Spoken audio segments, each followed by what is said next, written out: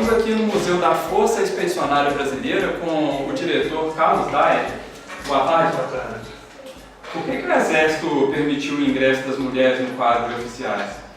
Na verdade, isso começa com a Segunda Guerra, com uma exigência americana que a gente tivesse um corpo de enfermagem feminino para ajudar a atender os soldados brasileiros que já se saberia que estariam feridos na guerra. Então isso já era padrão americano e os americanos padronizam tudo, queriam que o exército brasileiro tivesse o mesmo padrão americano. Íamos lutar com armas, táticas e estratégias americanas, então ele teria que ter um grupo de enfermagem e a enfermeira qualificada, ela é uma segunda-tenente. Tá? Então foi assim que nasce o ingresso da mulher nas Forças Armadas no Brasil. Ok. Quantos homens serviam o Exército Brasileiro na Segunda Guerra? 25.334 soldados brasileiros integraram a Força Expedicionária Brasileira.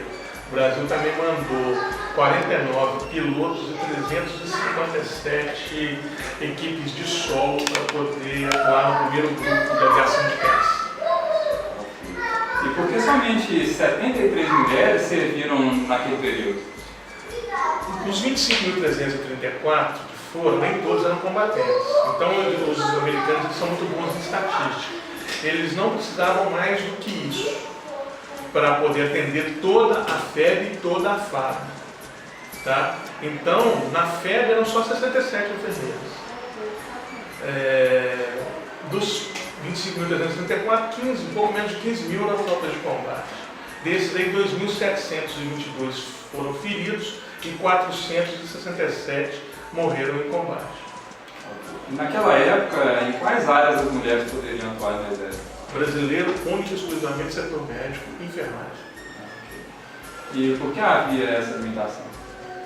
Há 70 anos atrás, o Brasil era extremamente arcaico.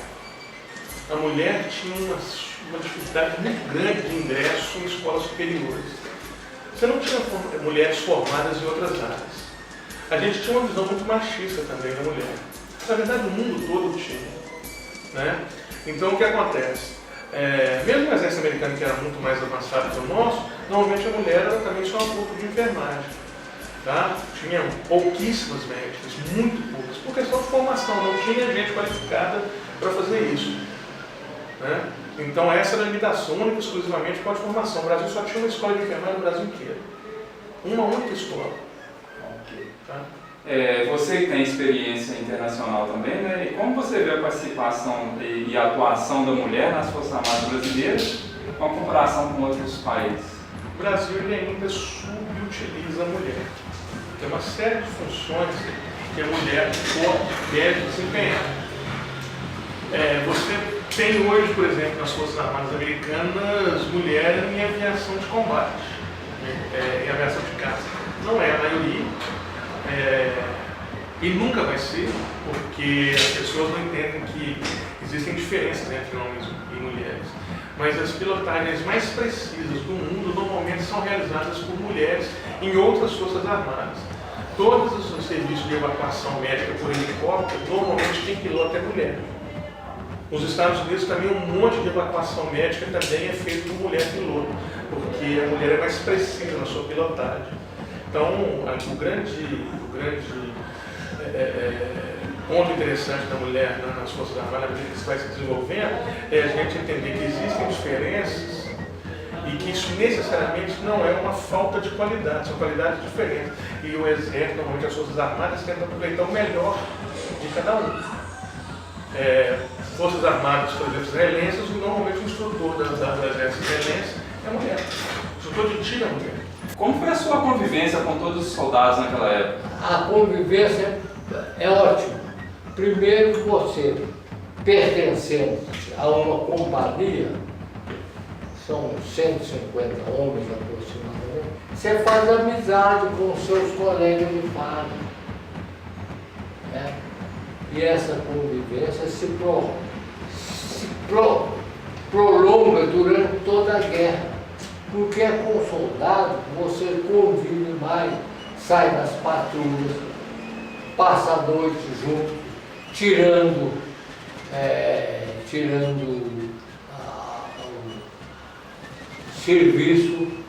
Então a convivência do soldado é a melhor possível na guerra, porque é com quem você pode contar na hora do perigo, na hora dos combates, é com o colega, com o soldado.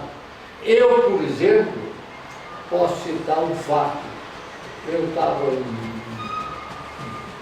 numa patrulha e eu tinha um amigo do Mato Grosso. E ele chamava Hugo Gonçalves. Eu falei, Hugo, o alemão está me observando lá de Monte Castelo. Abre a sua trincheira e entra dentro dela. Ah, não, está muito longe, não tem perigo não. Ele não armou, o alemão de lá de cima jogou uma granada de morteiro, ele ficou estraçalhado completamente. Comigo não aconteceu nada, porque eu já estava dentro da minha trincheira, que eu abri, todo soldado leva uma pá articulada para abrir a trincheira. Comigo não aconteceu, mas aconteceu com ele. Ele tem que se precaver, né? Ok. Tenente Tyson, a gente tem um tema principal do nosso trabalho que é o papel das mulheres nas Forças Armadas brasileiras. Então a gente queria te perguntar qual que foi a sua impressão com as enfermeiras que trabalhavam naquela época. Olha, as enfermeiras que nos atenderam nos hospitais, elas, antes de partirem para a guerra, fizeram estágio no Rio de Janeiro para saber aplicar injeção, fazer uma transfusão de sangue, um curativo. Fizeram estágio no Rio de Janeiro antes de partir para a Itália. E a nossa convivência com ela era ótima, principalmente com o soldado ferido. Elas cuidavam dos soldados feridos também.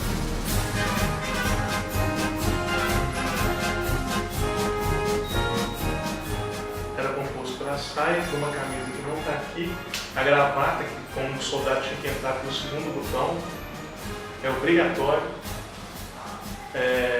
da camisa e não do blazer. O blazer, nesse caso aqui, está com os botões das armas dos Estados Unidos da América, a saia e o bibico de oficial. Ele é diferente do bibico de soldado por esse detalhe aqui que tem.